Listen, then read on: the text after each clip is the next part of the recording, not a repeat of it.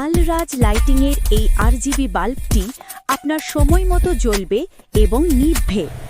প্রথমে তোয়া অ্যাপের এই ইন্টারফেসের নিচের কর্নারে এইখানে ক্লিক করতে হবে। তারপর শিডিউলে ক্লিক করতে হবে। এখন নিচে প্লাস চিহ্নটিতে ক্লিক করতে হবে।